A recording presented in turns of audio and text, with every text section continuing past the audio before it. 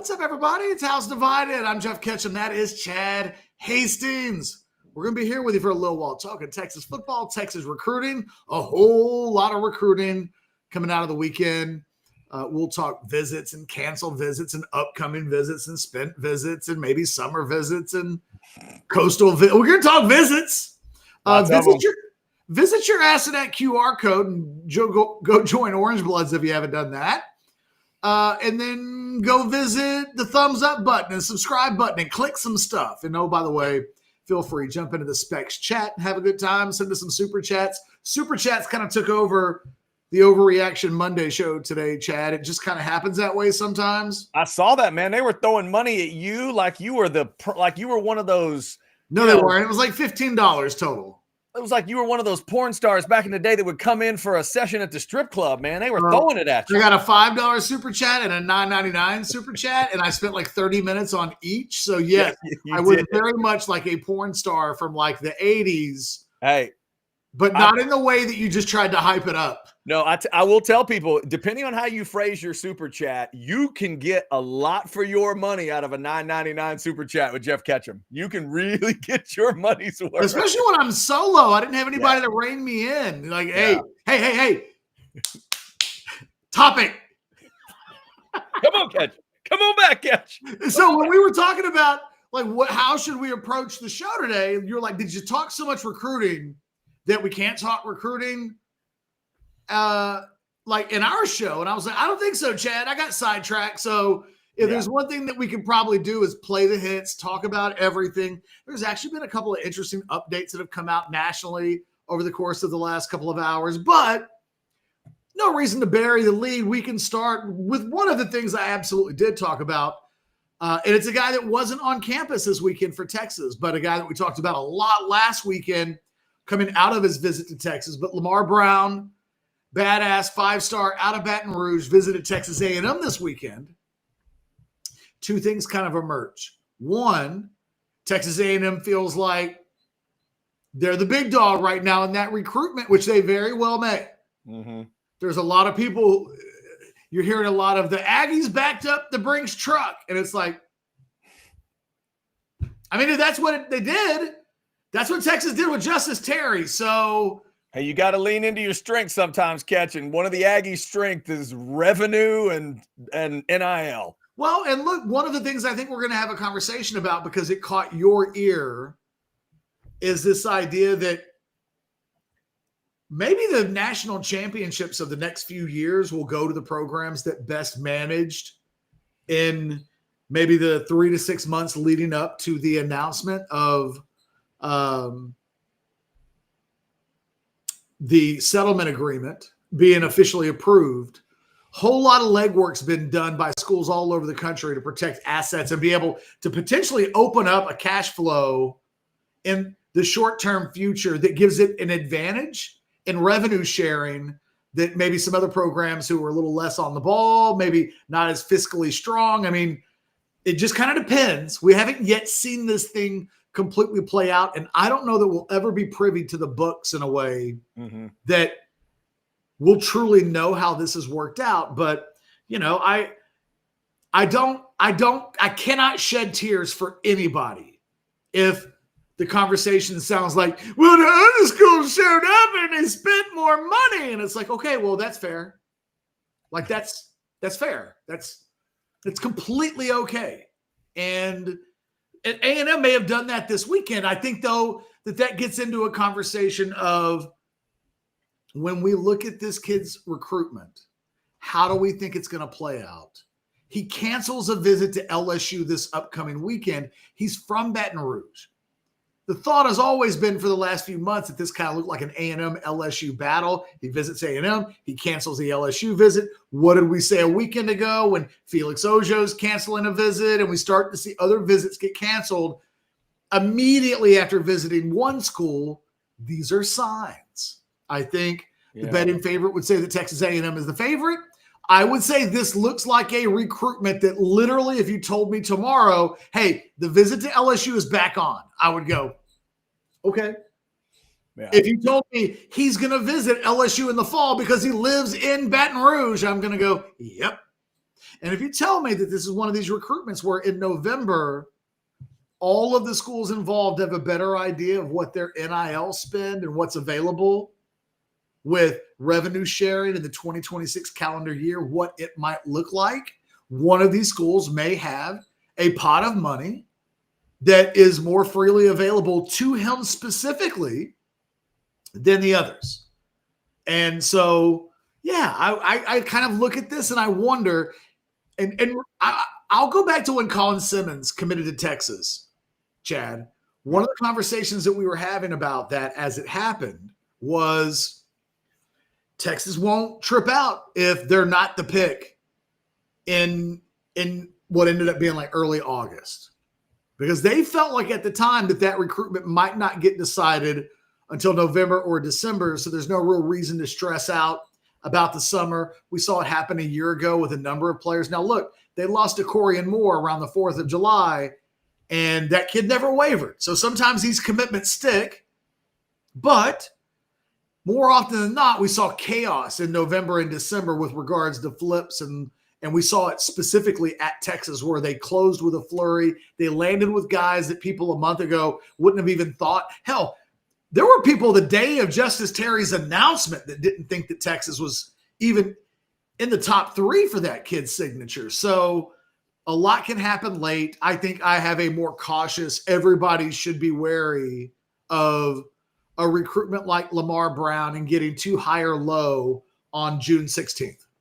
Money B, I see your $20 super chat. We're going to get right to it. Also, I'm going to see if I can get Catch to clarify something about all this money stuff because I'm still a little confused on timelines. We will get there. Let's remind you about Hijack Poker. It is there, online poker, all across the state of Texas. As long as you are in Texas and are ready to play, they are ready to have you in to hijackpoker.com. Put that app on any device you want and get to playing. And speaking of getting to playing, we said if you throw us a super chat, it'll go right in there. There's another super chat that came in, but it's going to be Money B first. Look at Money B. He's flexing $20 already over the morning show total. Catch, what impresses you the most about this staff with official visits, with them leaving true NIL discussions out of it to the end of the cycle? Does that make it more impressive? Yeah, I mean, look, this staff does a really good job recruiting. What impresses me the most that they close on guys. I mean, it's one thing to show a guy a good time, and it's another thing to get these guys to pick you. It takes a combination of things, and then you have to develop them, and then you have to win. Like, this is a nuanced, multi-layered level of needed success in order to be elite. What impresses me the most about this staff with official visits, I think that they're so audacious in their approach that I can remember a couple of years ago, I had and some of you may, Money B, you might remember this. I want to say it was around the summer that we were doing the NIL video. So it would have been about a year before, a little bit before Chad would have joined Orange Bloods Live. And we were probably just like the Orange Bloods YouTube channel. And I had talked to a source that had said, you know what? If Georgia's involved in a kid, this was right when NIL was starting. Georgia's involved in a kid, you may just not see us involved in that recruitment a whole lot. There was a sense that if it was Georgia and Texas, that Georgia would use methods if needed to win a recruitment battle that Texas wasn't. So best to just stay out of those, all things being equal. And it's funny that was said a couple of years ago, and then you fast forward to the middle of June, summer of 2025, and it feels like Texas is involved for every kid from the state of Georgia. In a lot of cases, they're involved at the top of recruitments instead of Georgia for some of these Georgia kids. And Texas doesn't run away from anybody in recruiting. There was a little bit of just a few years ago, there was a little bit of this attitude of whatever weird Texas is, maybe you don't need to get into fistfights with Georgia and Ohio State. And now, I used to go to high school with these guys. These guys used to freak me out. They constantly walk around the hallways, Chad, asking guys if they wanted to play a game of Chester ribs or chest end ribs. You know what that game is? I'm assuming this is like I'm choosing where I'm going to get punched. No, it's like you take turns hitting each other with punches in the chest or the ribs. And they would always say things like, you can even have the first punch. And I was just to think like, who in the hell wants to just walk around asking people if you want to trade punching the other person in the ribs and in the chest? Like I never once said yes to that game. It never once. You know what sometimes doesn't make sense? High school testosterone. Like, dude, high school testosterone ideas are weird. And that's a weird one. This guy named Courtney in high school who was like a running back on the McCallum football team. He would just walk around asking people if they wanted to punch each other. And he would always say, you can have the first swing. You can hit me first. Yeah. No, Courtney. What are you doing where you're willing to let me hit you first so that you can hit me second? I was always good. Like, I'm good.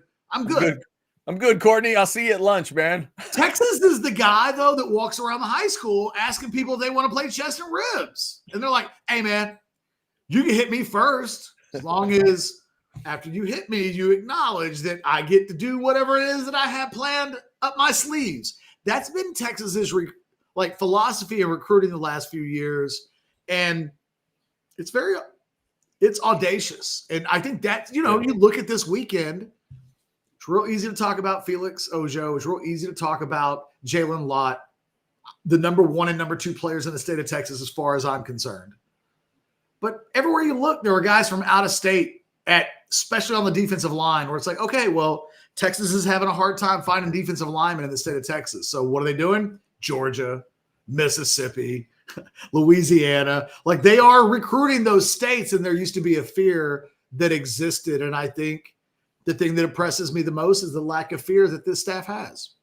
Got 2 super chats lined up, which means y'all can prolong my recruiting question to Catch as long as you want, as long as you throw super chats at us. Mark did. Catch, I met Mark last night. $5 super chat. Said, Chad, great to meet you at the show last night. Hope you and Catch had a great Father's Day and have a great week. You guys are appreciated. Yeah, I met Mark Cavazos face-to-face finally at Cedar Park Center last night for the Heart concert. He was in line for food, and he recognized me. Wait, so you saw Metallica on Saturday and Heart on Sunday? Yep. Back to back. Well, back to back. Yeah. Hey, which one of those was the Father's Day gift? Technically, I think Heart was the Father's Day. How did it work? Maybe Heart was like my wife's birthday present that extends. And then Metallica was Father's Day. I think it was, but I do think it was Heart. I think it was, my wife got me the Heart ticket for Father's Day, and the kid went with us. So I was there with my child. Oh, man, you're getting borrowed time with the kid hanging out with you. Exactly, because we got the kid about to go to college. I'm trying to squeeze in as many concerts as possible. We're doing Beyonce in a couple weeks, so I figured we do old school before we do new school. So Heart was good. Who opened up for Heart? Huh? Who opened up for Heart? Nobody. It was an evening with Heart. Damn, that's dope. About an hour and a half, hour 40. It wasn't the longest show. And Ann's been dealing with stuff, but she's a trooper, Catch. My God. She got up there and let me tell you real quick. I have a buy or sell question involving the Metallica show that you and I both saw on Saturday. Okay. But as I walked out, I looked at the set list prior to going in. I was just curious what the previous set list had been. You're like my wife. See, you're like my wife. Y'all like to peek at the list. I never look at the list. Well, I was curious because I do so many lists. Yeah. And my wife is notoriously late for everything. Mm-hmm. So much so that we missed the first 2 acts. Okay. And I was like, if we roll up and Metallica has started, what are you missing? What am I missing? How urgent do I need to be in making sure that we're there at the beginning of the show? Uh-huh. I saw the set list and all the shit that I really wanted to hear was in the first 3 to 5 songs. Yeah, you damn right it was. Which was a great way for the show to begin. It was an awesome start. But I looked at the set list and I was like, man, they're not doing any encores. This is not a marathon. And the show that I saw did 17 songs and they did 16. But about midway through, I was like, you know what? These dudes are in their 60s. Mm-hmm. If they're telling me they've got 2 hours in them to do Metallica stuff, I am not going to ask for 3.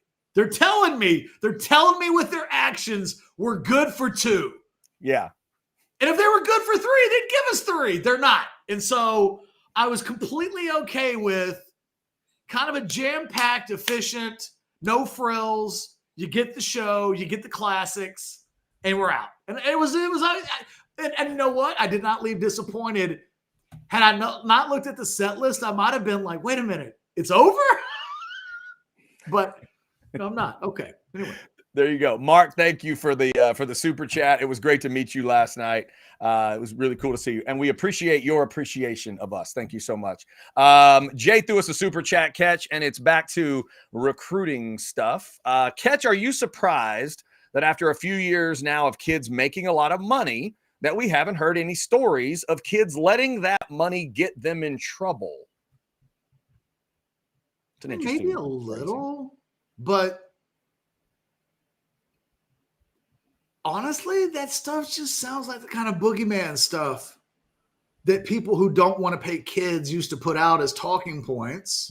What will they do with the money, Catch? Imagine. I mean, look, once upon a time, women couldn't vote. And look, men walked around saying things like, what do we do with the women get votes? You're going to get opinions and stuff. And then what if we have to stop hitting them and things, right? Like men were barbarians. Catch, what are we going to do next? If we're going to let them vote, does that mean we have to have the election at a certain time of the month? Because you know that. Anyway. Like, all I'm saying is most things in life begin with the opening sentence being, it wasn't as bad as everybody told us it was going to be. Yeah. It's funny Jay asked this, Catch. I was thinking about this very thing the other day, and it's like, to me, it's like any other cross cut of life. Athletes are going to be like, it's like any other walk of life. You could talk about lawyers or doctors or musicians. We were just talking about music. There are musicians that come into music and ruin their lives with it. But then there are those that don't.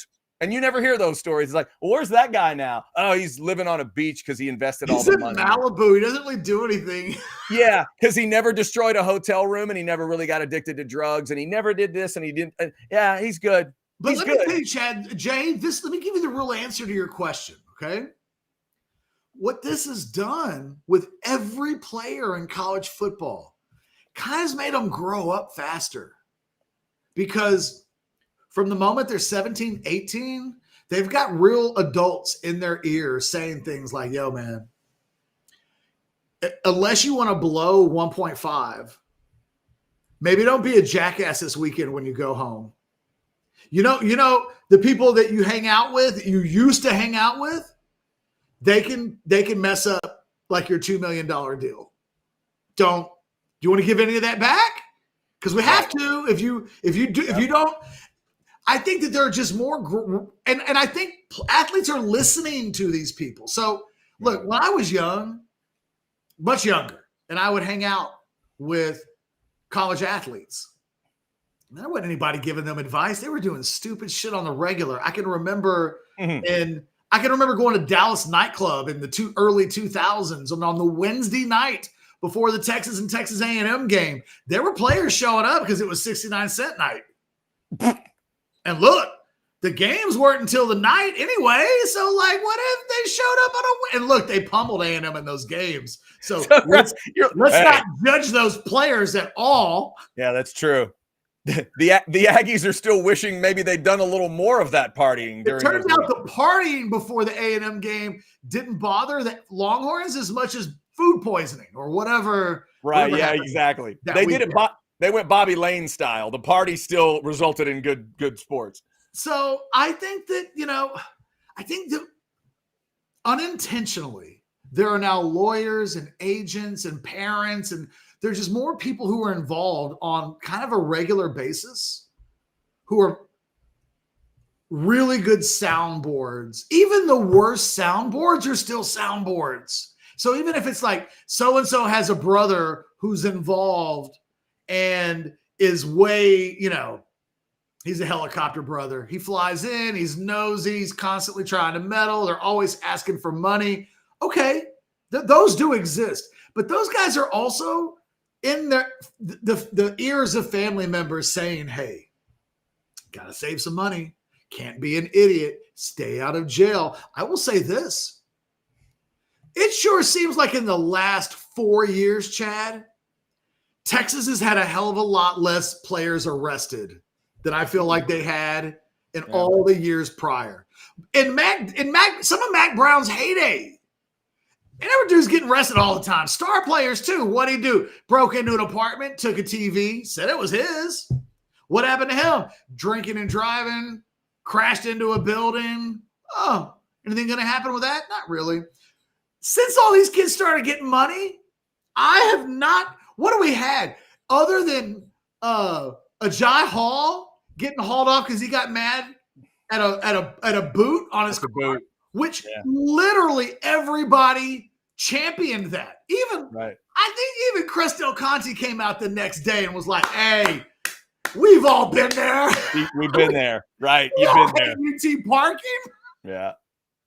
Who hasn't wanted, because I've had a boot put on my car by UT parking before. Who hasn't wanted to try to just beat it with a baseball bat, knowing that the baseball bat's going to lose anyway? Nevertheless, I actually think we've noticed the trouble that these kids are getting in decrease significantly. You used to be able to set your watch by somebody will do something stupid in the summer and a couple of scholarships will open up.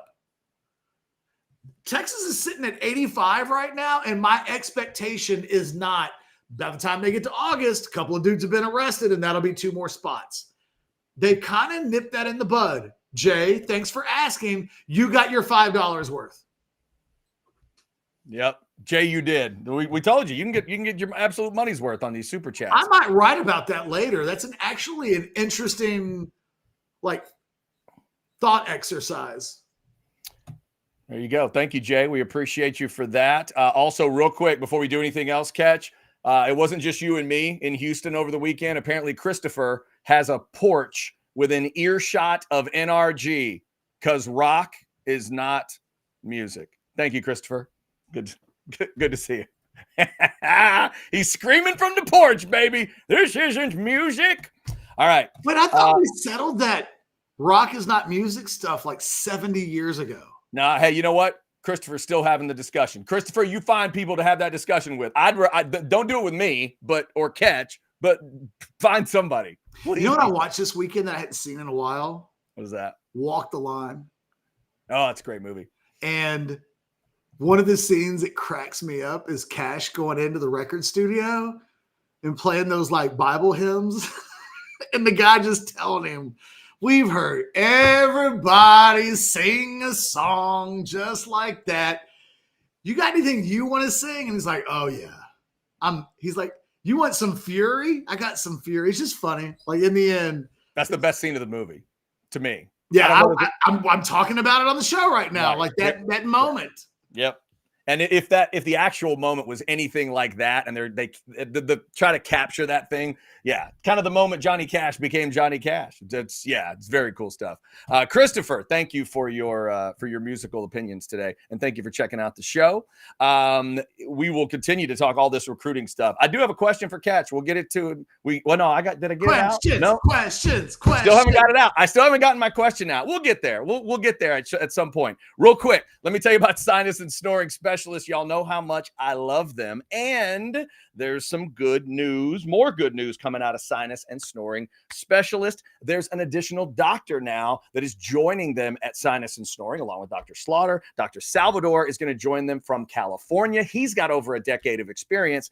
What does that mean for you? That means they're going to be able to have even more appointment times. They're going to be able to have more early morning appointment times, if that works best for you. Maybe more afternoon appointment times, if that works better for you. They've always respected your time at sinus and snoring specialists. Now that's just going to ramp up even more. So even more options for you, even more ways to get help for snoring, sleep apnea, sinus infections, the allergies that have been driving you crazy. Get all that taken care of. 601-0303. securely text or call them on that number, or you can just go to sinussnoringent.com. You see the website right there. Got good videos there to kind of explain a little more about what they do.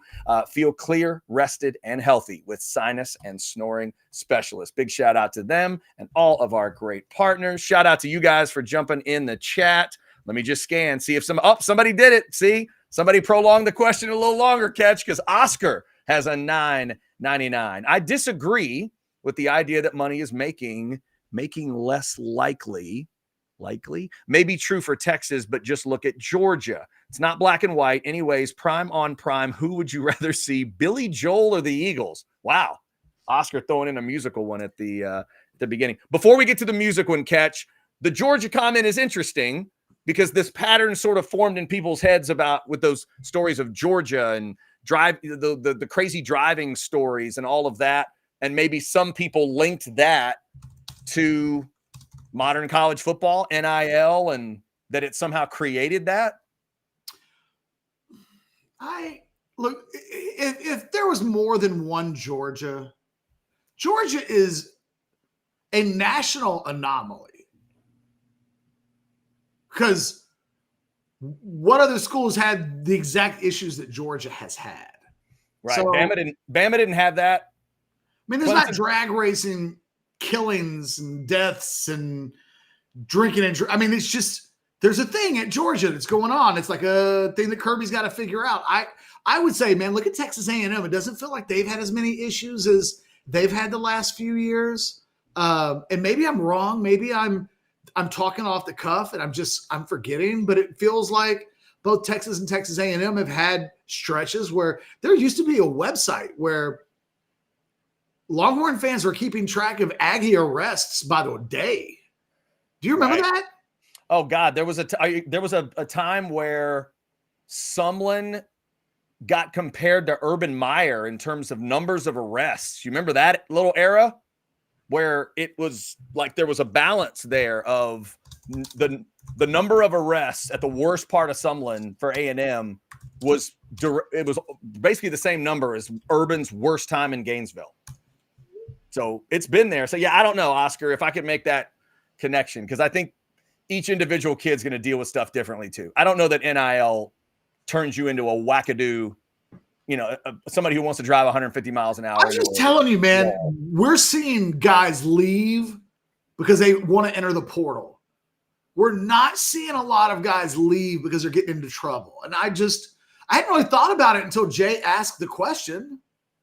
But one of the things I do, Oscar, and look, to be fair, I've not done this with every school, but look, man, Texas is, I don't know. Like, I don't want to give the Texas coaches, like, I feel like it's happening everywhere. I've not noticed a lot of arrests that we're not seeing as many. I'm just not, at least not locally. I'm thinking of Baylor. I'm thinking of Tech. Like, they're just, LSU doesn't seem, of the Oklahoma, like Oklahoma's had stretches where we would talk about, oh, they're bringing that kid in who kidnapped that girl. And it was like, oh, well, we're not hearing those stories. And I just think that these guys they're all getting paid. And they all realize, hey, man, I got something to lose. And when it's real cash, it's different than when it's not. It just is. Stakes are stakes, man. And I think that is a big part of it. I think too, the stakes, the responsibility, and again, whenever people have kids, they say life changed then. At that point I had a kid, I stopped playing Russian roulette. My Fridays changed because once you have a kid, you can't do this. It's the same with money. Once you have a little bit, you're not trying to go back and being that broke ass dude that you were before. Right. Yeah. Well, and the best example I can give you, Trading Places. Think about Eddie Murphy and Trading Places. You put him in that nice house for a little bit. He invited his friends over. Suddenly there's a cigarette on the carpet. And what happened? He threw all those people out. He freaked out. Yep. That's it. Why? Because he wasn't trying. He didn't want to lose that. When you get the nice carpet. The hustle. Yeah, that's when you care about that nice carpet. That's a whole nother level of carpet. But if that ain't your house, you'll go in and drop a cigarette on the floor. Yep. But the moment it's your floor, you ain't trying to have your expensive ass Persian rugs have the cools put out on them. No, you don't want that. You don't want it. All right. We are clean off of super chats right now. So if you want to throw a super chat at us, feel free. So, Catch, here's my question. I just want you to clarify for the people because I'm fascinated by the money discussion here. Real quick, the answer is the Eagles. I've seen both. I would rather go see the Eagles. I had a better time at the Eagles show. Oh, yeah. Thank you. I'm sorry. I forgot that part at the end. So he's saying prime on prime, Billy Joel or the Eagles. I think I would lean your way too. Just maybe a little more variety in that show. But I have also seen both, and I was thoroughly impressed with both. No, Billy Joel puts on a great show. Like, I'm not calling one a scrub. I had to give an answer. Yeah, there is no wrong answer. But when I think about everything I'm going to hear in both shows, I might lean towards the Eagles as well. The thing that the Eagles have, there's like 5 guys in the band that I would all want to see. So there's like you got to saw this guy, and you got to see this guy, and you got to see this guy. Like, yeah, I like Billy. You're just knocking off one notch. Yeah, no, that's fair. I think that's a good way to look at it and good way to do the math. Like, if you're going to give me Don Henley and Joe Walsh in an evening, that's a twofer. And I'll take the twofer. Right. And if you're in the prime, you get all of them, right? Then you're getting all of them. I'm going to watch Joe Walsh make guitar love with Felder. Like, yeah, man, I'm in. Yeah, you're getting a lot. And like by the time I saw the Eagles, it was you got Walsh solo stuff, Henley solo stuff, Glenn Fry solo. Dude, I heard Smuggler's Blues mixed in to all the Eagles stuff. Like, what could be better? Did you go to the concert in Austin at DKR? No, I saw them at Texas Stadium on the Hell Freezes Over tour. Yeah, and it was big time stuff. But both would definitely be a good choice. All right, so Catch, let me lay this out, and you tell me where I'm wrong here, or help me explain this. So when we get to July 1st, that is the moment when the schools are able to pay players in the, with the lawsuit being settled, the settlement money, right? The settlement money is the $20.5 million, correct? Yes. And that money, I can spend it however I want on whoever I want, right? Yes.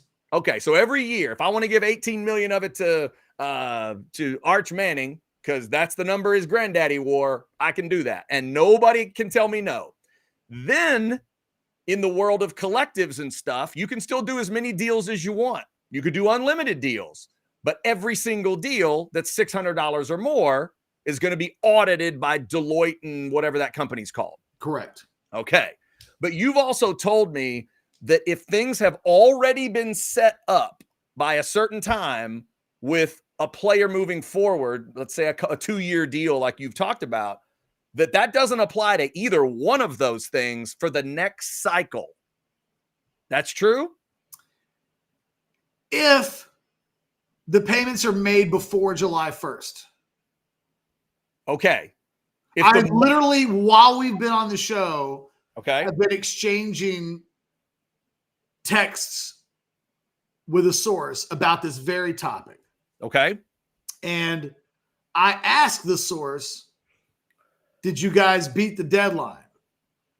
And I was told that they did with a couple of key guys, but that it wasn't widespread and that it had to be reviewed by the new compliance committee anyway, because there are payments after July 1st. Okay. So what I thought was interesting is that those contracts, because the money's paid after January 1st, can't be grandfathered in, according to the person I'm exchanging messages with, because there was no revenue sharing agreement when that happened. So you could have a multi-year deal and you could have established this, but you had to pay it all up front. Okay. So, so the only way to avoid it would have been, say, for whoever your player is, he would have to get all the money by July 1st, is what you're saying. Yeah. Like, think if they gave Colin Simmons $5 million this year and said that covers you for the next 2. I got you. Okay. So let's go back to Lamar Brown a sec. So if, say, LSU wanted to wrap him up for the next 2 years and make it part of that money, they'd have to get him all the money by July 1st. Yes. Okay. All right. Gotcha. That helps me understand it a little bit better because I think that and I was told that this was not, that it was very tricky, and that it wasn't. There's not a sense that a bunch of schools took advantage of it. Okay, but I was told there are a couple of situations where Texas was able to do that. And even if you weren't able to get it all done, you could do part of it, I guess, right? Whatever it sounds like it was with prominent players too. Mm-hmm. So whoever they did it with, it would have been somebody that next year would have taken a sizable chunk out of, out of the settlement money. Let's just as an example, look, Colin Simmons is this year is set to go for, like I said earlier on the Monday show, I think he's going to make at least double what he made last year. And it would sit somewhere between like 1.5 and 2 million. Mm-hmm. And it stands to reason that would be the same amount of money next year. Although you could make a case that if that dude entered the portal and truly made himself available, and it was only about to the highest bidder, who the hell knows what he could get in a 1-year send off. We're gonna see that at quarterback too in the future, where a school's got all, they got 8 figures to play with. They can potentially do more, because this discussion started with Lamar Brown. And it was, what we don't know is that by the time we get to December, what does the available amount of revenue sharing money for LSU, A&M, and Texas all look like? And who does Texas prioritize? By the way, I don't know what's going on. Like, there's nobody parked out in front of my house, but I've got 3 dogs, all of them losing their minds. So apologies if the Ketchum dogs. And somebody from Aggie Barstool earlier today said I needed to get a dog. And I was like, I don't actually. You're right. Maybe I need something, but I don't need a dog. Say dogs is something you've had for a while. And by the way, as we were talking, Colby threw it. Colby, I'm glad it was interesting to you because the clarification is interesting to me. So I thought the contract just had to be signed before July 1st. Colby, I was with you. I was having that discussion of like, well, could you just get a deal made? Get the deal made, get them to Those sign. Deals still have to be reviewed by the new compliance committee, is what I'm told. Now, what's interesting is that, and it says because there are payments after July 1st, they could be voided technically. It says how that money is allocated and which contracts are ingested by the revenue sharing is still not known. So they're still making it up as they go, guys. Like that, I guess, is the moral of the story is, and I literally had somebody, a completely separate person today, sent me a text message that said, quote, "The new NIL Go website is a giant piece of shit." End quote. Catch, you know what the tough part will be? If one of these powers finds out later that it's like, well, no, we got that deal done before July 1st, and we got the kid paid before July 1st, and then the answer back is, oh no, that's still going to be looked at. What do you mean it's still going to be looked at? It's like we no. If there are payments made, if all the payments where the person that I talked to said it gets tricky is you can do those agreements, but anything that includes an exchange of money after July 1st has to go through the committee. Yeah. So what you don't have is a lot of schools that were so flush with cash that they could be like, hey, All-America player X who has multiple years of eligibility remaining, we're just going to give you 6 now. And we're going to pay it all up front. And that's that. Because most schools are robbing Peter to pay Paul. They didn't even know what the settlement money was. You know what I mean? Like, as recently as 12 months ago, we were in August, and Texas was trying to figure out, like, how do players in August get their money? Now, everybody got paid on time, but, I had a player send me a copy of an invoice and was like, hey, we haven't gotten paid. Like, what should I think? Mm-hmm. And I was like, I don't know the weirder people that you should be asking that question to. But I reached out to a source and I was like, hey, FYI, I got a message. And that person said, hey, it's in everybody's contract. They all get paid like between 30 and 60 days within invoicing of whatever. Everybody's going to get paid on time. They were like, you tell that person that. And they did. And like, we've never had a story. There's never been a story where Texas didn't pay out. A guy didn't get paid. Yeah. But huge. Texas wasn't in a position last year where they could just give Anthony Hill 2023 and 2024, or excuse me, 2024 and 2025 combined. Yeah, like right now. This will help us out in the future. There just haven't been enough programs that have been so flush with cash that could be part of the equation. Yeah, it's wild stuff. All right, another chat I'll get to here in just a second. A great question from Vivek that I know a lot of people are probably wondering about. Thank you guys for jumping in. Damn near 700 of you in the Specs chat. We will hear from Specs. We'll also tell you a little bit about AV consultations. Catch likes it when I say it this way, but don't let your uncle or your grandmother have a better screen than you. You're 75 days away. I'm talking to you, Longhorn fans, 75 days until Arch Manning puts that uniform on and goes to Columbus, and you get to lose your mind in the best way possible. Make sure you have the best screen. Make sure you have your speaker set up the way you want. Make sure you have the family movie watching room you've always wanted. AV Consultations can help you do it because they've been helping folks since 1988 get this all set up. Plus, if you need help with your computer systems in the house and making sure everything's connected, they do that stuff. Lighting, indoor and outdoor. They do all that kind of stuff. They helped us with security cameras at the house. They do that kind of stuff. Check them out, avconsultations.com, or call 255-8678 AV Consultations. And if you're with us tomorrow for the 12 o'clock show, the Modcast on a Tuesday, we'll get you one of those AV consultation spots, and you'll hear from Tom and Camilla, and she'll call him an old man. It'll be fantastic. All right, Catch. So here's an interesting question from Vivek. How much do we think A&M is offering Lamar Brown for keeping this discussion to these three schools? Let's say it's one of those three that's going to get him. House divided in LSU. What neighborhood do you think this is going to end up in? What's the neighborhood you think A&M is talking about now, and where do you think it goes? Well, look, Mark Bowman is a tight end, and he reportedly got $8 million over 3 years from USC. Go ahead, Mark. That is 2.3 per, right? No. It's like it's like 2.8 per, 2.7. I don't know. 2.7, I think. Ish. That would put us just over at 2.7. Yeah.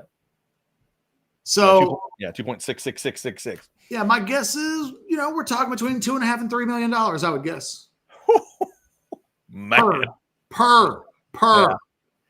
Because Catch, to me, there's one thing I kept thinking as you're talking about Lamar Brown. I would just say, take that. I think it would be safe to take the verbal deal we heard about with Bowman. And you could probably associate that with the high-end 5-star players right now. Somebody will give them that. I'm going to keep saying it about Lamar Brown. It's LSU till it's not LSU to me. And I think this is a huge setup, and everybody in College Station better brace themselves. For whatever they're thinking right now, whatever they're able to do, just get ready. Because there's a part coming where there's a setup being made for LSU. And if his other school that he cares about is Texas with the Allen Clark connection, that's the other one, Catch. There's going to be a moment where both of those schools hit the NIL button and the Aggies they better be ready. They better be ready to match or, get ready for that fight late. And look, the one thing I've thought about this week is I don't know the ins and outs of the budget, but Texas will have Colin. Schools are going to have to make tough calls on some of these kids. And one thing that's going to happen in recruiting, I think that we'll see with the revenue sharing, is that if Arch Manning were the number one quarterback in the country, but his name wasn't Manning, but he was still the number one quarterback in the country, that is an expensive proposition unless your name is Manning and you don't need the money. And that's it's just a needle in a haystack. Those things are just rare. Texas has gotten their hands on one, and maybe another in Dia Bell, where it's like, that kid just comes from and Quinn, maybe the thing is go get affluent quarterbacks. But at some point, they're going to need to go get a quarterback. It's going to be really expensive. Yeah. At some point, they're going to have to go get Bryce Underwood. And then in order to get Bryce Underwood, it's going to cost like $15 million over 3 years. And if that money were to go into the revenue sharing portion of the money, it runs out. It runs out. And so one of the reasons why I've been a huge advocate, and look, I always piss people off when I do this. One of the reasons why I've been an advocate for Texas, and I don't care what they call the person, people at Texas get mad at me when I say general manager, because they then think I'm being insulting towards Brandon Harris, even though I will call Brandon Harris a rock star, and I will say he's as good as anybody in the country at what he does, but what his natural skill set isn't running a salary cap NFL style with guaranteed money and you know what I mean? Like, I feel like what a college football team really needs in a general manager position, or again, call it whatever you want to. Grand Poobah of financial economics. I don't care. But I think it would behoove you to have somebody in place that has a lot of experience in exactly this, because I think we're going to get to a point where the schools that manage their caps are going to be the schools that are probably winning championships. That can't sound far-fetched. It can't sound like the schools that are the most prepared and do the best job of using their allocated money, because everybody's got money now. How are you spending it? These are stories that aren't being written yet, but they will be. Mm-hmm. They will be. Let either Texas or Texas A&M botch the spending of their money while the other is competing for championships and doing a good job with it. Yeah. And I'm not saying that's happening either way right now. I'm just saying let us get to a world where that's happening. And trust me, it will be part of the public discourse. Well, they gave that 5-star quarterback $5 million and they only got 17 to spend, and a third of it is going to a guy who sucks. Like, if we don't think this is where the conversation, this is the trade-off that college athletes are going to have to make with the amount of money that's coming into the sport. They're going to be talked about as financial assets and not. When Chris Sims got booed 2+ decades ago at Texas Stadium and his phone number was given out, there was a sense of that guy's a kid. What are you doing? He's just a kid. Don't do that. I think in the future it will still be seen as like that's a shitty thing to do, but it will be, people will say that, but there will be a but. Whereas there was no but with the Chris Sims thing back in the day. It was like, don't do that. Only a cowardly person does that. Now there will be an asterisk. It'll be like, don't do that. That's really tacky. But he had to know that was coming when he took that $6 million. And like, that's what's going to happen. And I think it's really interesting because we're in the infancy stages of this. But I think Lamar Brown is a perfect example of there is not an endless pot of gold. We know that. Otherwise, more teams would have spent more money than Ohio State did a year ago. Ohio State spent $20 million of non-revenue sharing money a year ago, and they won a championship with that. But that's not a crazy amount of money. It doesn't seem like it is. Feels like if I'd gone to USC, if I'd gone to any of these programs, if I'd gone to Chris Del Conte last year and said, Chris, for $20 million,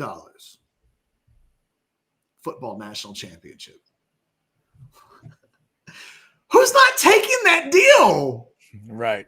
But it wasn't until a year ago where Ohio State did it. Ohio State last year is truly the first NIL national championship. And they're not really being represented like that. Like, I think historically we will go, at what point did the NIL start to impact who was winning the national championship? It didn't with Michigan. So Michigan was like a very clear line in the sand. Whatever Michigan was, they weren't. Think about it. They had guys coming off that national championship team a year ago who came back for another year. And there were rumors into the summer that they were going to lose all Americans because of how cheap they were in NIL. Now, what we know is that a really wealthy dude has a wife. She loves Michigan football. Mm-hmm. And she was like, you know what? I'll be the best wife I can be and I'll be happy. Happy wife, happy life, right? Yeah. Can we make sure we get Bryce Underwood and anything else we can afford at Michigan? And he was like, sure, honey, because it rains billions over here. Have $1 billion. Knock yourself out. Go buy a national championship. So Michigan was the last. Ohio State was the first, and this is the era that we live in. But that money's much harder to come by, as it turns out. There aren't 4 Texas alums who were like, just ring us up for 10 each, and we'll spend 40, and we'll just go undefeated. Nobody's been willing to do that, and there's no sign yet that nobody wants to do that. Although, to Texas Tech's alumni's credit, they're close. They're going to give it a shot. Yep. I ain't mad at Texas Tech. Going to give it a shot. And hail to that Michigan guy as well. Life's got to be pretty interesting. Life. Man. Good on her, man. Yeah. Hail to her as well. Fantastic. I'm telling you, she has to be the best wife that's ever lived. And whatever that guy's internal fantasies are on any level, like he likes to just wear elephant costumes around the house as underwear. She takes photos. She encourages it. She's the best wife ever. And you know what? He gave her Bryce Underwood. I'm not mad at anybody involved. Good on him for being able to put on the elephant costume and walk around the house like a freak because he wants to. And good on her because she's going to enjoy maybe a future #1 overall pick at quarterback because she asked politely. Good for her. Good on everybody. Who loses in that scenario? If you want to, only Ohio State does, which is not that bad a thing. Those are the only losers, the Buckeyes. If you want to throw a super chat at us, it'll go right to the top. Got a couple of chats we can hit. Almost 750 of you. Do you think that guy's friends know what his thing is? Like when they heard, hey, because I can't even remember the names of the people involved. Yeah, but if you have that much money, probably. You know, where it was like, hey, did you hear about Bill and Sharon? No. What about Bill and Sharon? Oh, turns out it's a big national story that Bill is like just giving Sharon tens of millions of his money to play around with Michigan football. And some wife, like they were talking about that and was like, you know, he likes those sex parties. Yeah, right. One of the wives was like, well, you know why? He has 200 pigeons at their house. Yeah. She's like, it's Saved by the Bell, right? What do you mean? They act out the show Saved by the Bell. That's his thing. That's his thing. One day she's Jessie. The next day she's Lisa. Like episode by episode, they have a full stage set up in the house. It's bizarre. Yes. But that's the thing. The man likes the max. What do you want to do? Hey, the man makes what he makes so he can like what he likes. And he likes Saved by the Bell. And you know what? She loves being Kelly Kapowski for him, but she gets Bryce Underwood as part of the package. Like, hey man, who am I to be upset at these crazy kids and the way they're living their life? They ain't hurting nobody. She gets Bryce Underwood and he gets to say he got lucky at the max, right? That's the thing. That's the trade-off. It's fantastic. All right, let's hear from Specs, and then we'll keep talking about some of this crazy recruiting stuff. Lisa. Shop Specs! 60 years in the Lone Star State. A one-stop shop so you're never late. Price is so low that you want to know Which way to Specs? Come on, let's go. Specs, fine spirits, and finer foods. World-class service, that's all about you. Shop Specs! It's how we do. A huge selection since 62. Shop Specs! Low priced, amazing. Here's to you. Cheers to savings. Yes, indeed. Shout out to Specs. Thank you guys for jumping in. I don't see super chats, but I do see a couple of chats I like. This is an interesting kind of clarification, I think, from Big Cheddar. Is Lamar Brown's recruitment going to come down to solely NIL? Catch, we've talked about some other things that might come into play. But it's hard with this much money to ignore that. Right. It will be part of it, but for the record, it's not like Lamar Brown has said out loud like a couple guys have the last few years, oh, I'm going to go where the NIL money is. He has not done that. What did Lamar Brown say coming out of this A&M visit this weekend? He talked about relationships, which is what he did coming out of the Texas visit.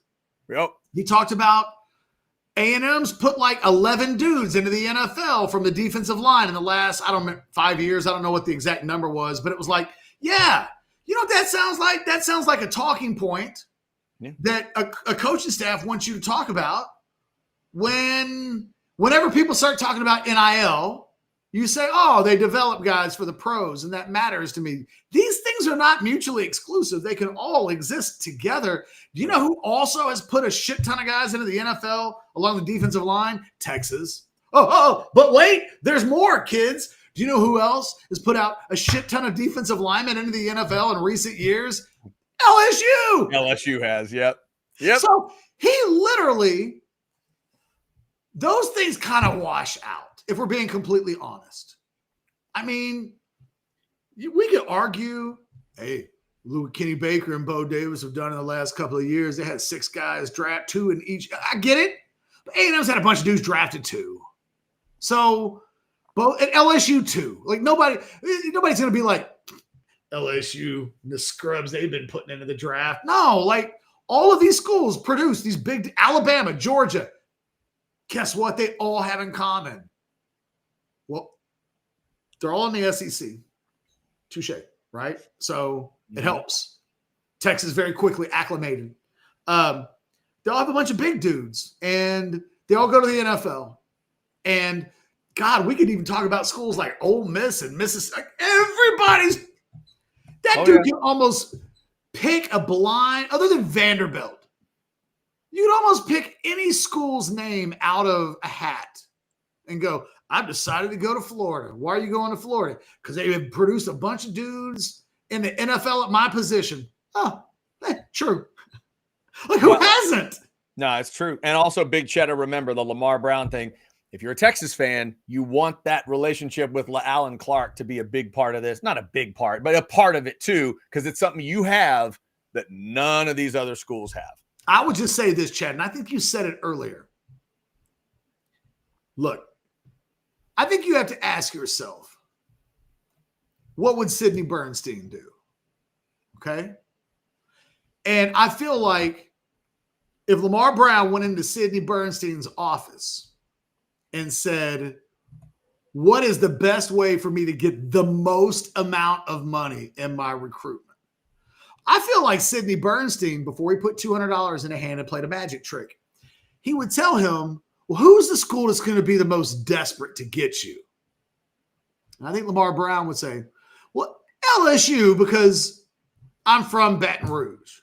Right there, yeah. And then I think what Sidney Bernstein would tell Lamar Brown is that the thing that he could do is pretend that something is in one hand that's made him forget about the thing that's in the other hand. Yeah. And it doesn't have to be true. Yeah, I've totally forgotten to the point that I'm going to cancel the visit. Not even going to go. I'm not even going to, you're not even going to go to where? To that place that's right next to my high school in my hometown. And what Sidney Bernstein would do is say, let that marinate with the desperate school for a few months. Let it marinate.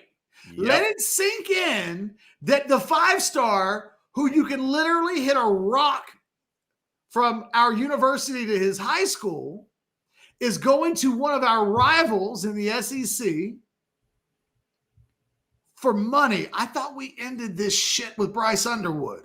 I thought we were done having our big time guys poach from us because other schools were going to spend more money. I thought we fixed that. Sidney Bernstein would tell Lamar Brown, hey man, you want to go to LSU? You're going to go to LSU, but you're not going to go to LSU late and not until you've made them squirm not until you've made them beg, and not before you've made them fear for their lives that there's a chance that you're just not going to end up at LSU. Hallelujah. You live in a high school that's close enough for the athletic director and the head football coach at LSU to hit your school with a rock. Yeah. Hallelujah, Catch. I'm just going to keep saying setup. It feels like a setup, and I would have told either side of House Divided, if he'd come out of this weekend. He can still commit to Texas. Guys, be warned. Right. The positive side for Texas last week, the positive side for A&M. I would tell both sides, burnt orange and maroon, there's a setup here that may be happening, and you got to be braced for this thing. Get ready, because it is LSU. We aren't even the smartest guys in the room, Chad. But come on, this is 2 + 2 = 4 stuff. No, this, I'll be, yeah. This is why I get mad at the way people talk about recruitments, because there's just not enough common sense in the conversation. Right. And I will say this, hasn't LSU learned its lesson? I literally did a show earlier today where I referenced a year ago, LSU is splashing their cash early. And what did Texas say? Everybody that was affiliated with Texas was like, what the hell is LSU doing? Why would you want everybody to know in May or June what your outlay is from an NIL standpoint? That needs to be done in November. Feels like LSU learned their Bryce Underwood lesson. Are we really to believe that in June they're going to get out offered by A&M? No. What I would believe is that the lessons they learned last November and December are these things don't get won in June. And you know what? This kid's contract's going to have to be approved by the committee. It's after July. Well, and Catch, here's another one. No rush. They are the guy in the movie Colors. They're Robert Duvall talking to Sean Penn when Sean Penn's like, how about we run down that?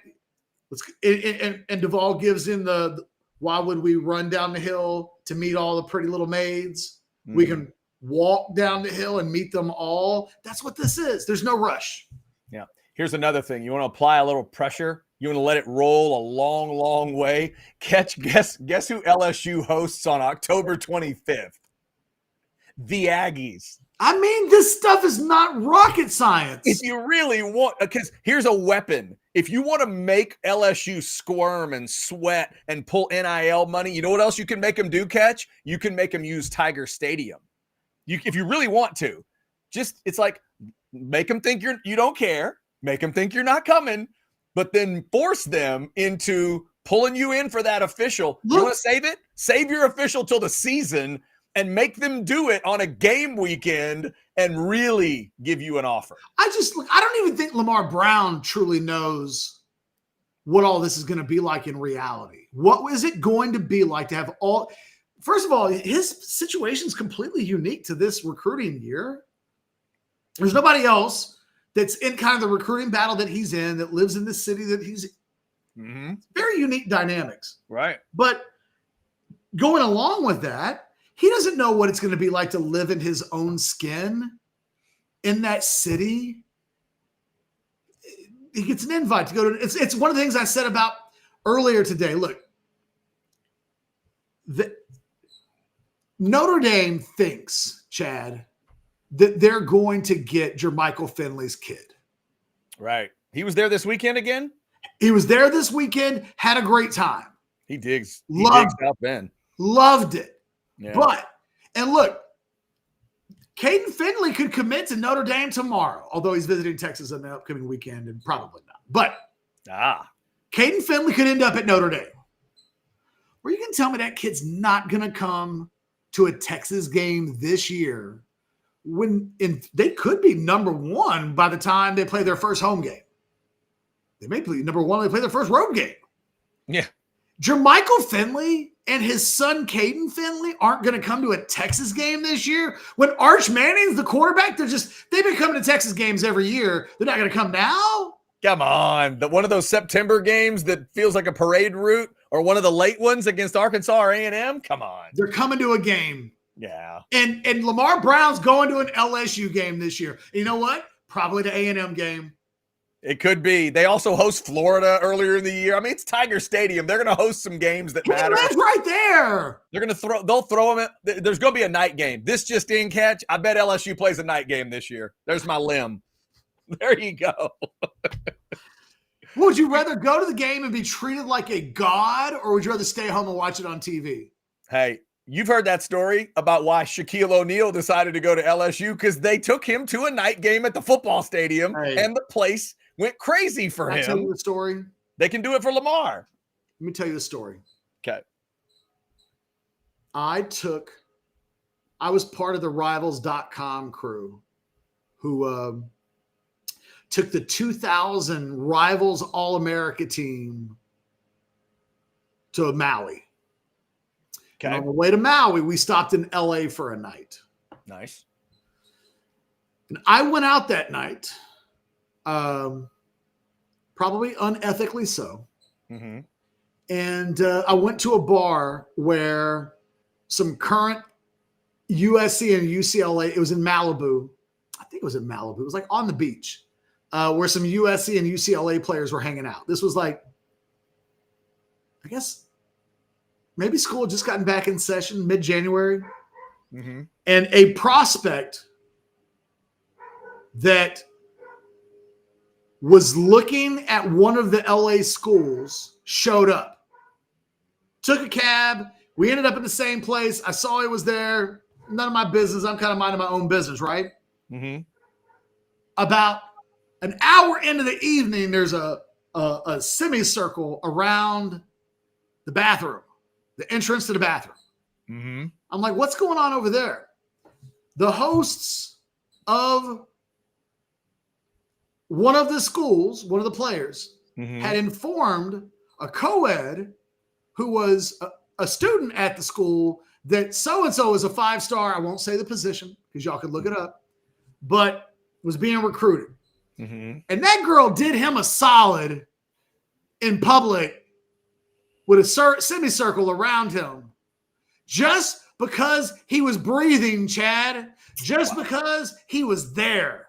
And what I'm saying is, if LSU is right down the street and you can just go hang out and be a celebrity, what 17, 18-year-old is passing that up? Yeah, I'm not.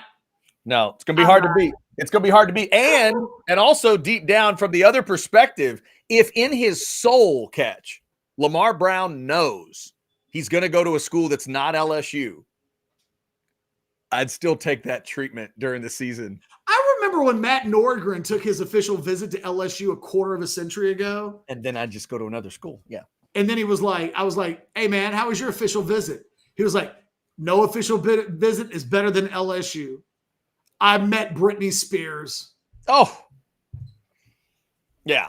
I mean, come on. I mean, you're just not turning it down. No, the only thing you have to know is if you make that other choice, you just got to know that Thanksgiving's never the same and Christmas is never the same, especially for the next few years. Yeah. You just got to be careful, because if you do that to your hometown, they're not going to forget. Man, maybe Lamar Brown's a different kind of kid. I'm just equating Lamar Brown if I was Lamar Brown. And I could be the most committed kid in the world, but if you told me that I could just go have a good time by going across the street in my hometown to the biggest event in the world in my area, and I would be treated like God, like a god. Oh, yeah. It reminds me of that scene in Hoosiers where Barbara Hershey's talking to Gene Hackman about all these guys living in the past, talking about when they were in high school being treated like a god. And Gene Hackman's like, whoa, whoa, whoa. Do you realize that most guys would give everything they have if for 1 minute in their life they got to be treated like a god? The kid ain't going to get turned down. I'm just telling you. That's true. The kid's going to take a trip to LSU at some point this season, no matter who he's committed to, no matter what. It's going to happen. Oh, it's going to be a wild one to follow. All right. There is one other chat. And if you're an Aggie and you're like, but Catch, he just canceled his official visit to LSU. If that's your response. Right. No, I'm telling you, Hetch, you know me. I am easily the weirdest Aggie you know. I may be the only Aggie that sees the setup, but I see it. Like, it was obvious when I I'm heard not saying that. he's not going to end up at A&M. I'm just saying it's going to be a ride before December. Here's all I'm going to say. Catch, at any point today, yesterday, or whatever, did I call you, text you, or message you and say, hey, Catch, did you hear Lamar Brown canceled his LSU visit? Sounds like the Aggies are going to get him. Did that happen at all? At all? I'm No, just, you know. it did not. That did not happen. All right, let's play buy or sell. My kids are home. I got to go find out how art day was for my daughter. Okay, fair enough. You want to go first or second? I'm going to go second because I'm going to end it with a Metallica question. Ending with Metallica. All right, I'll start with Texas. Buy or sell number one, Catch. You tell Texas fans to put the worry meter at 2 for Lamar Brown. This all goes down in December. Is that on a 1 to 5 and 5 is the worst? That's a 1 to, let's make it a 1 to 10 scale. Yeah, 2's fine. Yeah? Yeah, Okay. 1 or 2. Yeah. All right. Buy or sell number 2. You were locked into the U.S. Open. You're happy for J.J. Spawn, and he'll win a second major. Buy or sell? Second, I was not locked into the U.S. Open. I mean, I had it on, but I was flipping around. I don't care about golf majors if great players aren't winning. And so I always kept an eye. I was even looking at like Victor Hovland and was like, okay, well, maybe he'll get his first because he's a top 10 golf. He may be the best golfer in the world that's never won a major. So, you know, I was like, and that guy could be a guy that might have 2 or 3. I hate it when guys, and JJ Spawn, he just looks like a guy that just had the biggest moment of his life. And that's just what it's going to be. And I don't begrudge him for it. I wasn't locked in. I'm happy for JJ Spawn. Gotcha. But all right. Adam Scott hasn't even won a second major. And I would have told you when Adam Scott won his first major that Adam Scott would have had more majors. I think JJ Spawn caught lightning in a bottle, and good for him. But there will be Scotty Scheffler will know, I'll let that one get away. There'll be a number of guys that were like, that was a tournament for the taking, and I just kicked the ball around the course too much. Yep. Congrats to Spawn. Wild show and a wild putt to end that thing. All right, Catch. Weird birthday. Buy or sell number 3. The Ultimate Warrior would have been 66 today. Rest in peace. You loved him as a kid. Buy or sell? Sell. I liked him as a kid, but I never really caped for the Ultimate Warrior. Gotcha. Okay. How about this? You know, when the Warrior really hit big, I was more into the Texas wrestling scene. That's what I figured you'd say. Yeah. So, like, I watched and I like the Warrior, but like, I don't ever remember like tying a thing around my head and. Right. So even as the Dingo Warrior in world class, you weren't freaking out. No, I like the Dingo Warrior though too. Yeah. Okay. Now I'm with you. I think that's kind of where I would have fallen to. I didn't lose my mind, but yeah, it was all right. It was all and right. he was never above Hogan. You know what I mean? So like, right. When you're a kid, it does stick out, but I'm with you. I wasn't totally crazy for him. All right, back to golf, Catch. Phil Mickelson is 55 today. It's been a while, but you can still tell me where he went to college. Buy or sell? Buy. Arizona State. The man likes pretty co-eds. Very good. Arizona State. The man's from San Diego, and he went to Arizona State. You do not have to tell me how that man made the decision that he made on where to go to college. Oh, I have never met an ugly woman from San Diego, and I have never seen an ugly woman that went to Arizona State. I bet Phil had a time at Arizona State. All right, Catch. I'll end the same way you will. Buy or sell number 5. You saw Metallica in Houston this past Saturday. You loved it. You'd see him again. Buy or sell? Sell. I really liked it. I don't need to see him again. Not unless I have great seats. We didn't have great seats, and so it fit under the category of I had a really good time. Mm-hmm. I have a Metallica question, buy or sell, coming up, but answering this question doesn't ruin the question I have for you. Okay. You know, like, here's the thing. Like, I put it to you like this. When I saw the Stones in 2006, mm-hmm. I walked away that night being like, oh, man, they still got it. I would go see that again.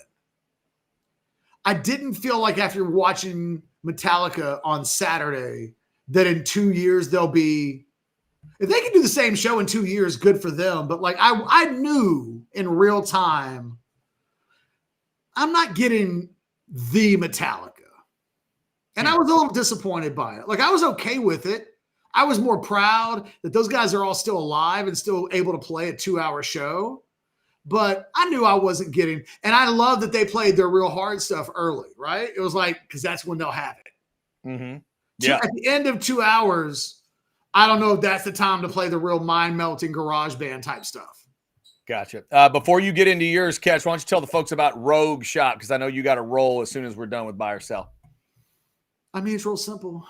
Pain, anxiety, sleeplessness. You want to feel good. You want to help your pet feel good. You want to make your grandparents feel good. Whatever the case may be, Rogue Shop can do that while they still can. Scan that QR code. It's the Texas home for legal CBD, THC, and so much more. Use that promo code OrangeBloods to get your discount.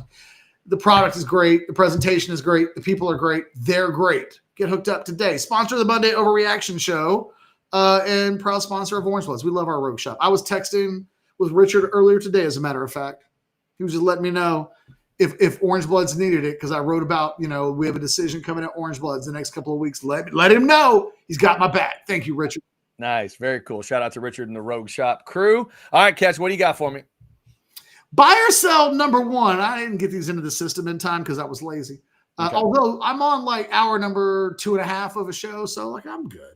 And I wrote 2 content pieces on Orange Bloods. I've had a busy Monday, and I drove my kid to art camp.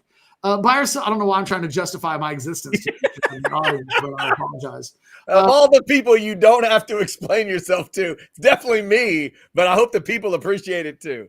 Buy or sell number one. U.S. Open this weekend. You were also all in. That's a question I did want to ask you.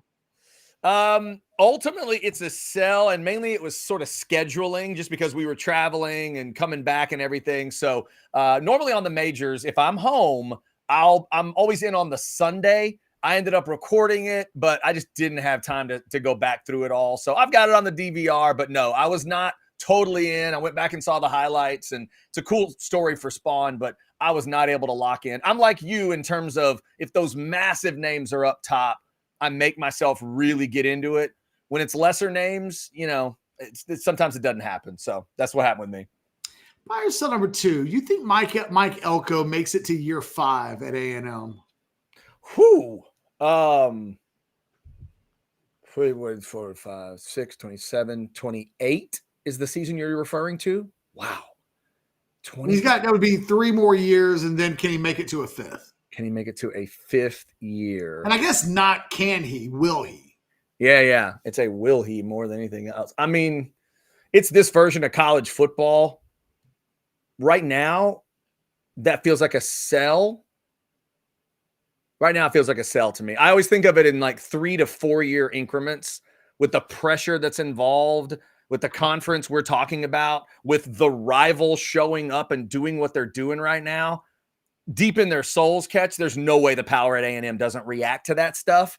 And if he has another couple of just kind of okay, clunky-ish sort of years, I don't know if they're gonna sign off on year 5. So I'm gonna sell. Buy or sell number 3. The Longhorns won their 4th Directors Cup in 5 years this weekend, in kind of thrilling fashion. I have to admit, I was getting updates on the Directors Cup while I was at the Metallica concert. You guys don't judge me. My question is, buy or sell? Texas A&M will finish in the top 3 in a Directors Cup race in the next quarter century. The next quarter century. I'm giving it 25 years. Good Lord. Top 3 in 25 years. Sure. Buy. Yes. You Yes. don't really believe that, do you? I mean, I got 25 years, right? Top 3? What's the best the Aggies have ever been? I don't know. I'm about to look that up right now. I'm going to ask you another question, and then I'm going to look that up. I want to say there was a year. It's not something I keep up with a lot, Catch, but I want to say there was a year. Maybe A&M got like back into the top 10 one year. Hold on. I'm on the Wikipedia page. But Hold on. Shut my mouth. They were the highest place that they've had is 5th Okay. in 2012, 2013. All They right. finished 6th last year. Yeah. See, that's the neighborhood I can remember them in. You're talking top 3. So, yeah, I'll say buy. 25 years, they'll figure it out. Okay. Maybe one Texas has been in that top 3 a lot, man. What's up, A&M? You guys can't be the Longhorns, apparently. Throw that out there. And finally, Rudeness. matter of fact, out of curiosity, in the years that they finished in their highest, they did finish ahead of Texas A&M in 2013. So, or A&M did finish ahead of Texas in 2013. Well, there you go. So See, congratulations, A&M. They didn't. Last year was one of their highest finishes ever, but Texas finished first. So yeah, I'm sure the Aggies appreciate your congratulations there. It seems to be coming from a very sincere place. Well done. Hey, did they win a share of the men's national championship? They won the outdoor track title, right? Yeah, the men, if I'm not mistaken. National champion. Congratulations. National champion. And you, by the way, do you know what happened when I said out loud? I saw that on my phone. I went, hey, the Aggie men won the outdoor track and field championship. You know what my wife said? She's like, hey, that's one y'all can actually claim. I'm like, wait, what? Damn, Wendy. Shots fired. Good grief. Yeah. Technically, Texas A&M is finished. I don't know. I didn't see if they did it this year. Maybe they moved up. Going into this year, A&M ranked behind Cal and Arizona for top 10 finishes. FYI. Okay. Forget about Stanford and Texas and USC and Michigan, but like Arizona and Cal whipping A&M consistently. It's a shame. And finally, I'm so glad you looked that up now. This buy or sell is now just turned into catch stepping on the Aggies out of nowhere. hey, made the field goal. Oh, no, he didn't. I was wrong. And finally, hang on. Rex got to send his fun little chat. Of course, Chad doesn't follow the directors. Okay, Rex. Jeez. if there's a Director's Cup involving sports with sheep. Yeah, there it is. And finally, buy or sell number 5. I did see Metallica this weekend. Did y'all see that First time ever. The twinkle in his eye when the sheep joke came in there? Yeah. The version of Metallica that I saw this weekend still counts as me having seen Metallica in concert. Bye. Absolutely. Absolutely. I really enjoyed the set list overall. Set list. It was a really good start and a really good finish. The 3 to start and the 3 to finish were big time. And as like you said, we're talking about guys that are into their 60s now. That is true. But I thought Lars was still a monster. I thought Kirk and James sounded great in terms of the guitars. James hasn't been the James from those first couple records for a while in terms of singing. But I didn't have moments where I thought, oh, well, that's just totally awful, inexcusable. As a Metallica fan, this is my 6th time to see Metallica. As a Metallica fan who's 50, I walked out of there thinking, if they want to do this again and I can figure it out, I'd go see them do it again. I thought it was a really good show. Bye. So you need to put your shoulders back and tell them you saw Metallica. Like when I tell them I saw George Jones, George was over 80 years old at the Austin Rodeo. I'm still going to say I saw George Jones. No, I am too. I know, right? I know as a Metallica fan. Right. I was just curious how much you were judging me. Hey, there's been ups and downs with the band. There's been weird stuff, and the band's been on a wild ride, Catch. But I thought it was a really good representation of what they can be. I thought it still was. It was still a Metallica show. It was my nephew's first time to see him. My brother-in-law saw him, and he loves him. And yeah, everybody was flipping out. My wife was swinging. She curled up the hair, got the big '80s hair going. She was swinging her head around, freaking out during one, and. Everybody loved Master of Puppets. Like it was good. It was a Metallica show. So you tell them you saw Metallica, no doubt. That's all I wanted to hear. That's how we play buy or sell. That's it. All right, Catch. You go be a dad. I got one more bill to pay, but you go be a dad. I'll close it up. Thank you. Apparently there was art camp today. There was art camp today. Yeah, go find out how it went. Catch is going to deal with that. We'll close up. Thank you guys. Damn near 800 of you in the Specs chat as we get ready to close. Now, Rex, I get what you're saying here. Rex, back to the concert. Only 16 songs. Stones play 20 plus. Rex, okay. First off, length of song. We got to, you got to factor that in, right? Metallica doesn't play a mashup where they only play like a minute of Master of Puppets. They play the song. They play the whole song. That does take a little while. Plus, I love the Stones to death, by the way. Are the Stones still putting 20 plus in? If they are, God love them. And man, those guys are beasts. You're talking about last time I saw the Stones was a while ago, and Mick was 71, and now he's in his 80s, and they can still go. So it's, it's an interesting comparison there, but I did not feel like Metallica shorted us in terms of songs. They played everything I'd want to hear. Look, I'm a Metallica freak. I would have told him to play 5 other songs. I would have told him to take a couple of the newer stuff out and give me a couple more from Master of Puppets. But overall, I thought it was a really good show. Look at Mark. Look at Cavazos jumping in. I've seen Metallica 8 times. All of them are great from the mid-90s to now. It's good era, Mark. Good to meet you, sir. Mark was at the Heart show.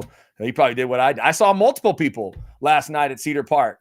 And I wore my Metallica shirt to the Heart show to see who was going. And I had multiple people. Hey, I was at the show last night. Hey, did you enjoy the show last night? So it wasn't just me doing the double, Mark. It wasn't just us. Good to meet you at Cedar Park Center last night. Oh, wait a minute. Hold on. Hooked on the Horn says, don't forget my super chat. I think I grabbed it. Hang on. Yeah, I got you. And I was going to have Catch react to another chat, but we may do that another time. Hooked with a $5. All them loudmouth Tennessee fans that told us they had the best athletic department in the country have been. That's very true. That is very true. Very true. And by the way, I was going to do this anyway, but for a post on Orange Bloods this week, I've never really, and it's, you make your jokes, I guess, about it, but I've never really followed the Directors Cup year in and year out. Frankly, when Texas started to kind of get involved is when I did because of work. But it was always just like, Stanford's going to win it. And they won the first million of them or whatever it was. But for Texas to do what they've done in this era, wow. It's a wow in general, but it has to be something that is being felt at other SEC places. And I don't just mean College Station and Norman. It has to be. They don't want to say it out loud, but there's no way that it's not being felt. And to Brandon, real quick, I wanted to throw up this chat because earlier we were talking about, Ketch was mentioning, what if Texas and Texas A&M were both, what if one of them sort of screws up the money moving forward and one of them doesn't? How will that story be told? Brandon's saying, Ketch, that's exactly what's happening. Aggies bought the number 1 class, no playoffs. Longhorns are signing top 5 classes and making the CFP back-to-back years. Brandon, I mean, I see your argument. I can see that. I don't know. Maybe a little bit, because the argument there would be it was a number 1 class, and then obviously it didn't produce what you would expect. I don't know. I'm not sure if that was all, and if it was all strictly in the NIL space, but I get what you're saying. And that is something A&M cannot have happen move forward. Both of these schools, you cannot have that happen. And then while the other one is being successful, if you've got the number 1 thing, and Ketch keeps saying it, that Texas is known right now for paying its bills, for being on time and making those payments and all that stuff. A&M cannot have a slide back to any story about, oh yeah, y'all got paid. Well, I never got paid. Well, they can't have that. These are both revenue monsters. You cannot be the revenue monsters that they are, and then, the check's not there. So that's the kind of thing that if you're an Aggie, you're just hoping it's all in the past. It's all in the past, and that was all in that Jimbo era, and that's why you got rid of him, and et cetera, et cetera. We'll see what Elko does moving forward. Interesting thought, though, Brandon, and certainly right now, if you're a Longhorn fan, you love where things are on that. Okay, let's get one more of our great partners thanked here, and it's just an idea for you. Y'all know I like to give you an idea from time to time on maybe where to go eat a little, maybe where to go drink a little, and this will be your Monday reminder for the Deep Eddy Vodka Tasting Room. Sometimes we like to remind you early in the week because you may not have your plans yet. They are open Thursdays through Sundays. You see the hours there in the upper left of the graphic, 12 to 7 on Thursdays, 11 to 7 Fridays and Saturdays. Sunday, it is 12 to 5. Pineapple Deep Eddy is now available. That's your 9th flavor. That means it's an even better tasting because you got 9 different flavors to check out. All these cool cocktails they've got out there. I still need to get out there and check out what they're doing with the pineapple cocktails. I got to do that research for you guys. I haven't done it. If you get out there, please let me know how those pineapple vodkas, the pineapple cocktails taste. They've got to be awesome. Plus, I know the Crimson Creek Smokehouse barbecue is great because I always tell you to go get that.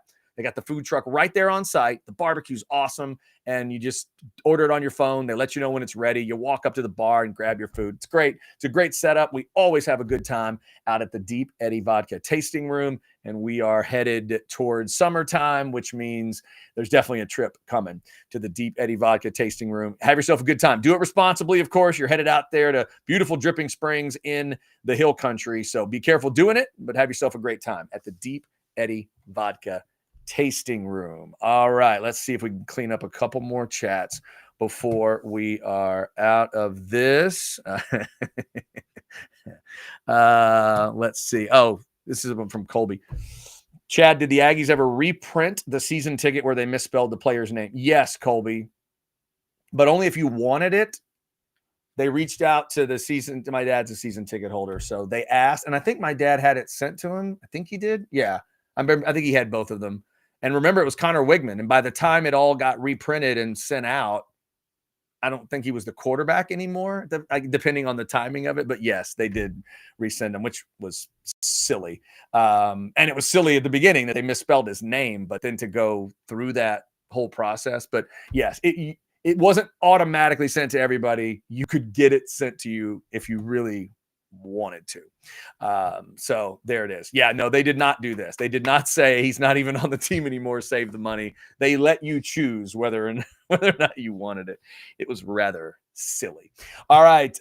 Thank you guys for jumping in today. Still almost 800 of you as we're closing up. Thanks to everybody for being a part of it. Big recruiting stuff, obviously, coming off the weekend. Still another massive recruiting weekend coming this weekend. So don't forget the recruiting hour, which debuts Wednesdays at 10, brought to you by Longhorn Wealth Management Group. Give another shout out to one of our great partners. Jason and I'll have that show. Jason was covering it all over the weekend. Be looking for orangebloods.com. Hit that QR code down there. Get all the great content coming out of the weekend. We'll have the very latest for you there. All the reporting from the guys. And tomorrow at noon, it will be the Modcast. We'll put as many of those Orange Bloods brains together as we can and get you the very latest on recruiting and season coming up. Again, we're talking to you 75 days till the season. A lot of recruiting stuff right now, but there's always team stuff to get into as well. So we hope you guys are having a great start to your week as we roll through June. Another big weekend coming on those visits. Check out all the great content at Orange Bloods Live, Football with Friends, debuting each evening at 6 p.m. So be sure to check that out. Y'all have a good one on your Monday. Take care. This is House Divided. Catch is off being a dad. Anwar was off being a dad today, too. Good luck at the camp to Anwar's kid. And I'm Chad Hastings. I'm a dad, too. Happy Father's Day to everybody on Sunday. Hope you guys had a great time. I had a great Father's Day weekend. Metallica and Heart. It's a pretty good weekend. Y'all take care.